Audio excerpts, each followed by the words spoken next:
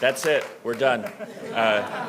Annie, thank you, and Self-Help for the Elderly for welcoming us here to the Geneva Community Center. You are 4 years in here, and you are doing incredible work, so thank you very much. You know, one of my favorite things about being mayor is meeting the great people that make San Francisco so special. Moms like Davielle, who is here with us today. Small business owners like Chef Didi, who wakes up at 2 a.m. to make pastries for her Fillmore Street neighbors. Or the teenagers who took part in One City Day, our first citywide day of service, and helped collect over 189 pounds of litter during a competitive trash pickup. And by the way, congratulations to the winning team that was called the Bay Bears. These people, and so many people that I'm looking out here today, you all have San Francisco's back. And I'm here to tell you that San Francisco has their back too. In a few moments, I will sign a balanced budget that closes a $642 million deficit and strengthens our social safety net. As Washington cuts hundreds of millions of dollars for health care and families face rising rents, we are stepping up for hardworking San Franciscans. With this budget, we're helping families stay on Medi-Cal and CalFresh while creating a new $100 million reserve to guard against more threats from Washington. We're preventing homelessness and keeping our communities safe. And we are spending taxpayer dollars responsibly so we can keep delivering for San Franciscans for years to come. When families have the stability and support they need, they can build a life in San Francisco. And our neighborhoods and our schools and our entire city are stronger for it.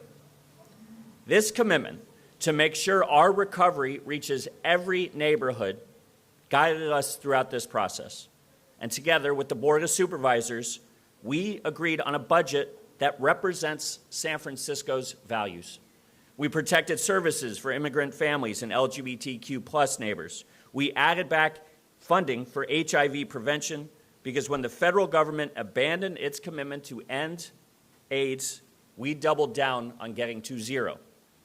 And we preserved support for City College students so all San Franciscans can access higher education no matter their income.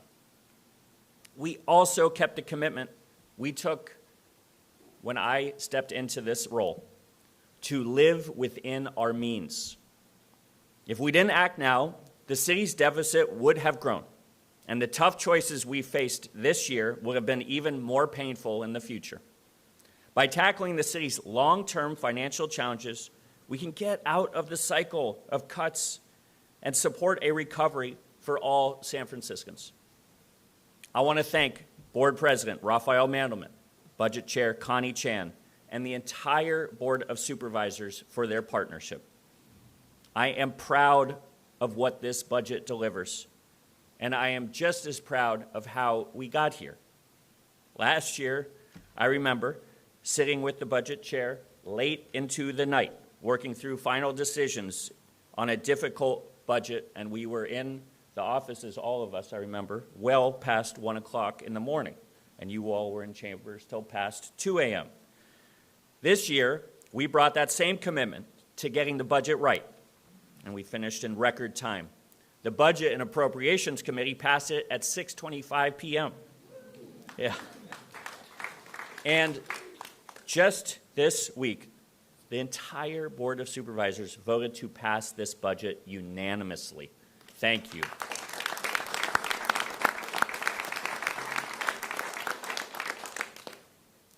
San Franciscans are finished with a government that is so divided it can't get anything done. And today, thanks to our close partnership with the board, we are working together to tackle the issues affecting families in our city. That's what San Franciscans expect.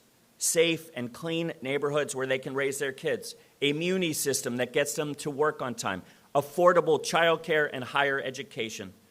That's how people know their government is working for them. And none of it happens without the city workers and community partners who deliver for San Franciscans every day, many of whom are in this room.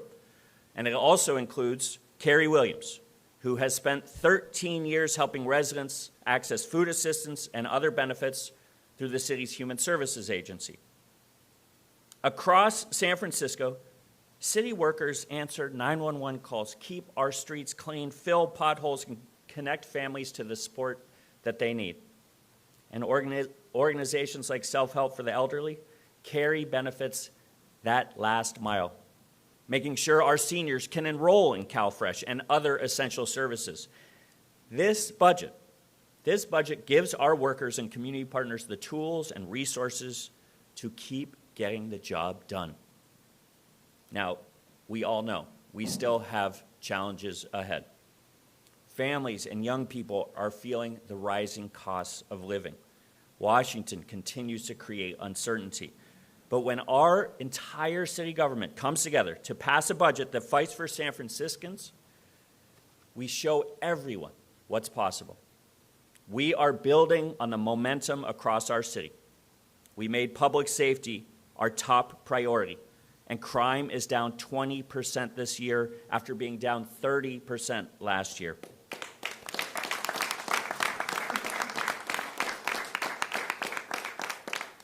We transformed our response to the crisis on our streets, and unsheltered homelessness has fallen to its lowest level in 15 years, while the number of RVs on our streets are down 53% in just 1 year, and nearly 200 of those households that were previously living in RVs have moved into stable living conditions.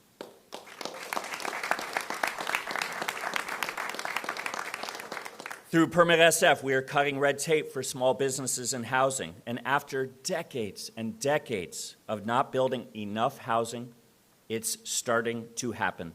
Just this week, we cut the ribbon on 160 affordable homes at 730 Stanton, and we broke ground on 94 affordable homes for artists. Office to housing conversions are moving forward. Projects are using the family zoning plan, and our expansion of the Affordable Housing Trust Fund is coming to the ballot in November after unanimously being approved by the Board of Supervisors. Every family deciding whether to stay in San Francisco deserves a government that works as hard as they do. A government that is accountable to the people it serves, not the insiders and the special interests. One that makes it easier to open a business or build new homes. One that keeps Muni safe, reliable, and affordable.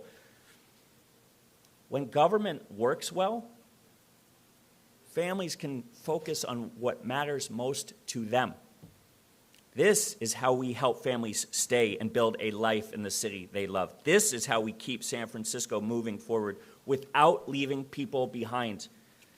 So let's keep it going, and let's go San Francisco.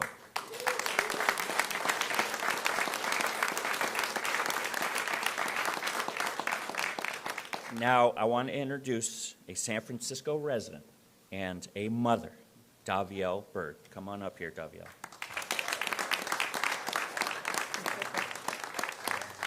I don't like speaking, but good morning. My name is Davielle Bird, and this right here is Omari Willis. We live here in San Francisco in the Soma district. I moved to San Francisco about 10 years ago to pursue my master's degree. I made San Francisco my home.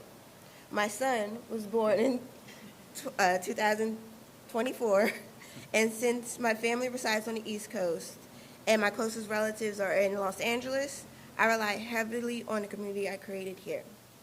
The assistance I receive in the community system to get around the city to all my support groups, my son's play groups, doctor's appointments, and even grocery shopping. Say hi. These last 2 years, my family has faced hardships from housing instability to food shortage. I can say that if it wasn't for these essential services like CalFresh, CalWorks, and even WIC, my son and I wouldn't be able to have food on the table at times. As a mother, knowing these services will continue gives me hope and sense of security for my family's future. Thank you. Thank you, Gabrielle.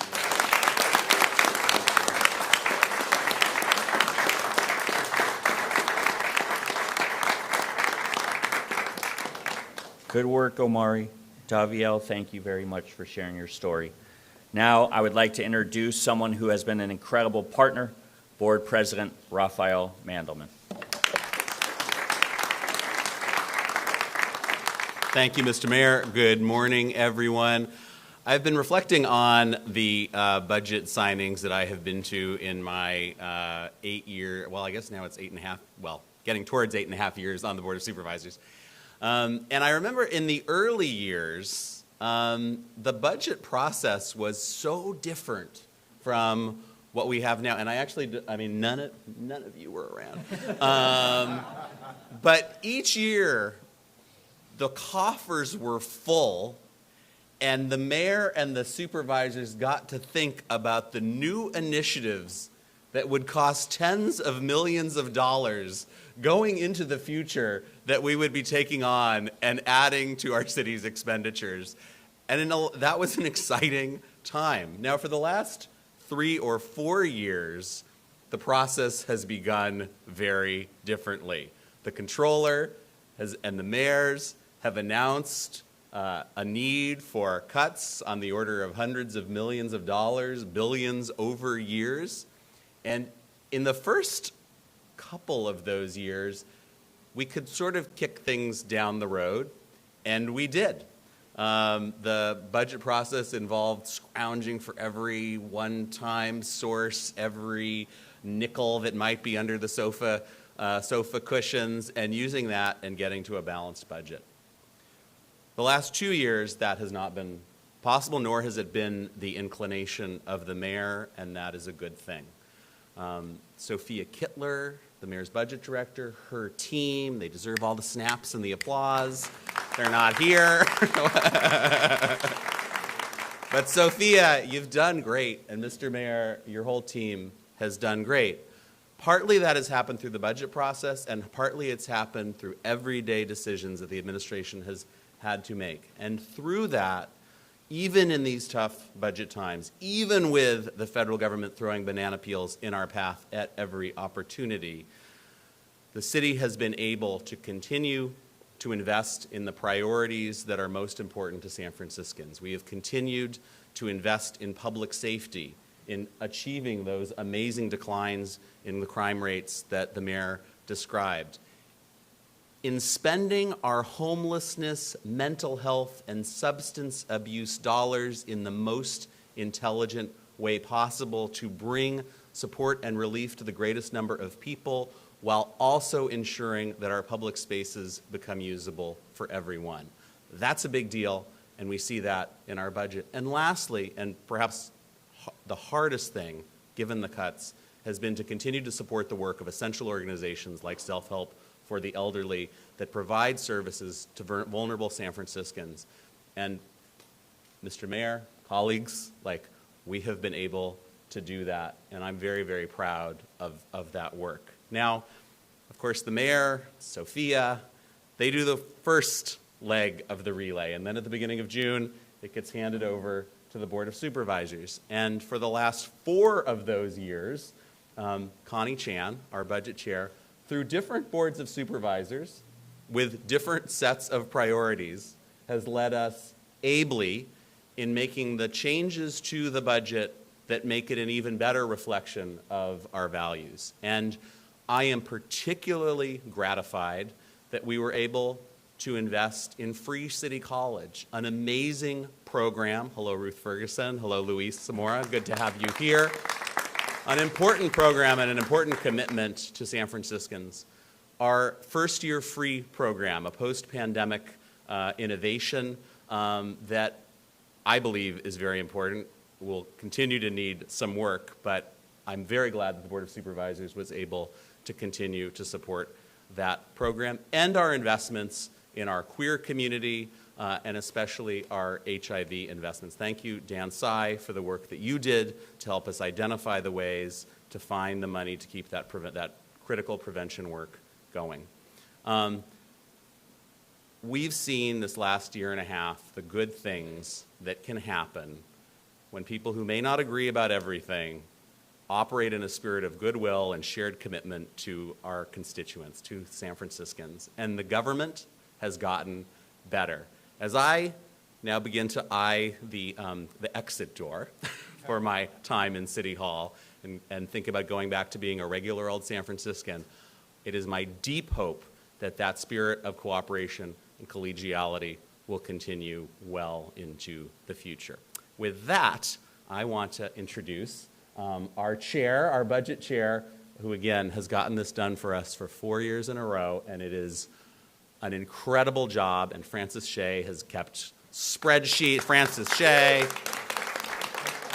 The spreadsheets are mind-boggling and tracking where the money is flowing and coming from and going to. It's a hard job, and thank you for being willing to do it, Connie Chan. Thank you. It is an honor to be with all of you here today as your Budget Committee Chair. We, last Tuesday, have the first unanimous vote at the full board in 6 years for our city budget. And if I may, I want to walk you through the journey of this because I've been chair for the 4 out of that 6 years, but also been a member on the budget committee since I took office. So this is during the pandemic where, you know, I took office, but also became the budget committee chair 4 fiscal years ago. Still, we're trying to recover from the pandemic, and we were able to make sure that we have, working with Mayor Lyndon Bree, to actually have what we call a fiscal cliff reserve.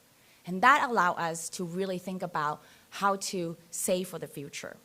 But along the way, though, many San Franciscans may also remember we have corruption and wasteful spending.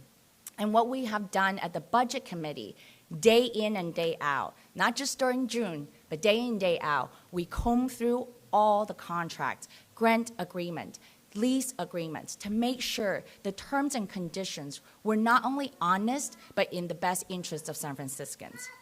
When there were overtime spending that we just weren't sure how to ring it in, we make sure that we work with the controller to ring it in, to have a quarterly report to make sure those overtime spending, which at times $20, $30 million worth of it, and we make sure we ring it back in so that we don't have those overtime spending.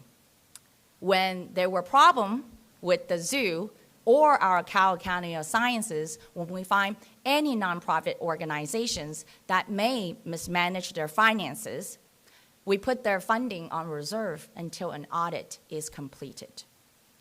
When we say government is not functioning well, we need to function better, what we have identified is because we have a problem over hiring managers, and we say to the administration, it is time to stop that and invest in your frontline workers. And when there are fee waivers and tax giveaway, that there are people that want to push special interest groups ask and demand for it, we question the benefit, whether it is truly, again, in the best interest of San Franciscans. Because the principle, as your budget committee chair, but also your budget committee, should always be this. Is this in the best interest of San Franciscans? And we need to save every taxpayer dollars, because we will need that dollar when the time comes for the most vulnerable San Franciscans. And oh boy, do we need it. We need it for San Franciscans, the most vulnerable, when Trump cuts our health care, our food security, and our education programming, and threaten to send National Guards to our city and to threaten our immigrant and LGBT communities' rights. We need every dollar that we can use to defend San Franciscans. Because this budget, just like the previous years, but today I would say this budget is saying no to Donald Trump. And I'm so proud I'm so proud that all my colleagues, all 11 of us in solidarity to say yes to San Francisco's value, to say yes to the most vulnerable San Franciscans, because we understand who we are. We understand that we want to put $1.3 billion on reserve to safeguard for healthcare cuts. We understand that we want to push back. We don't have to have layoff, and that every city workers can be on the front line serving San Franciscans. We understand that we need to spend at least $12 million every year investing in our immigrant community for Immigrant Legal Defense Fund. We understand we have to fully fund HIV and AIDS services and fully fund Ryan Wright to, again, defend our community. We understand we have to stabilize funding for our SRO families, because we want to make sure that they do have a pathway to affordable housing in San Francisco. We say yes to funding food security programming because we know that food is medicine. Food should be a right to every San Franciscan. We understand for higher education, we say yes to fund Free City College, because we understand that higher education gives our immigrant community, give our young people a chance in their future. We also say yes to our fire department. And we say yes because we understand that we need them to be a 21st century fire department. They need to have new fire trucks and cancer chemical-free uniforms. We say yes to all these because so that we can say no to Trump's cuts. But you all know this, that we don't do this work alone. I know this deeply, that we don't do this work alone. Not only for all the people that are here in this audience today, I'm going to give a shout out to all those people that I work with as a budget committee chair, that they make my job easy, or easier, not easy, just easier. And that's including the controllers, actually both Ben Rosenfeld and Greg Wagner. Yes, thank you. And thank you to our budget and legislative analysts, both Harvey Rose under his leadership and Dan Goncher and Nick Menard. Thank you to our clerk, committee clerk, Brent Halipa, just amazing. He kept us on schedule and on time. And I agree with Board President Mendelman about how important a budget director from the mayor is so important. But that's both Anna Dunning during some of the very tough time during pandemic, and Sophia Kittler. Thank you. And you can't do this without votes. I have to say, thank you to all 18 members of the Board of Supervisors that I have worked with, and of course, all the budget and committees members, and helped me to be the chair that I've been. Of course, the board presidents, former Aaron Peskin and current Raphael Mendelman. Thank you to both for appointing me, have the wisdom to appoint me as budget committee chair. But I also want to thank every city worker under our labor movements and leadership, that they been patient and they really work with the city to make sure we recover from the pandemic, respecting the leadership, respecting the city department leadership, and saying we're all in this together, so day in, day out, they will do the work. But I also want to thank all the coalition for the people. Coalition for the people, fighting funding for the people, making sure that outside of City Hall they have a voice and that they bring that voice into the City Hall. But I have to tell you, I negotiate with a lot of people, in fact, a lot of people in this room too, which I appreciate. Thank you so much for picking my calls. But the one person that I would say in the last 2 years have always picked up my call, all my calls, doesn't matter about what, or return my calls, but always in good faith. And this is someone that you want to work with, because only in good faith that you can get something like this done. And in good faith, and also the mutual respect and the belief that we both are working toward, again, in the best interest of San Franciscans. Mayor Daniel Lurie. Thank you. I have worked with mayors, but I would say this is the one mayor that I wouldn't be trading for another mayor to negotiate with. It's a compliment. It's a compliment. I want you, like, at the table every time.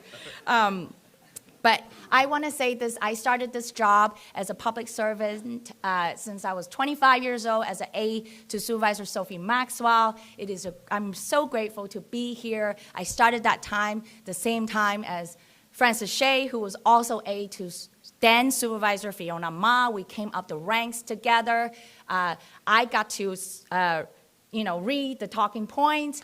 She wrote the talking points, and I would say the co-chair of the Budget Committee for the last 4 years. So all the credit that comes to me as a Budget Committee chair also goes to her. Thank you.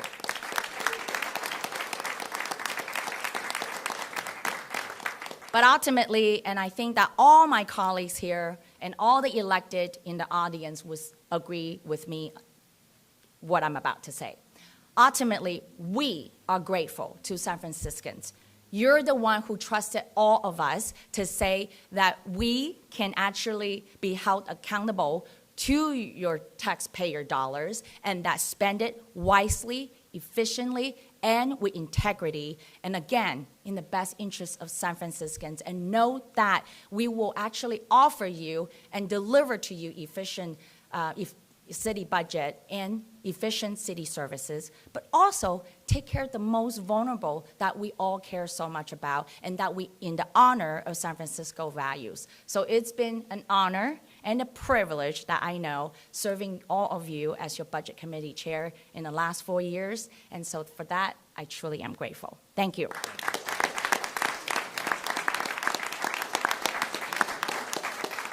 Should we just, questions first? Okay.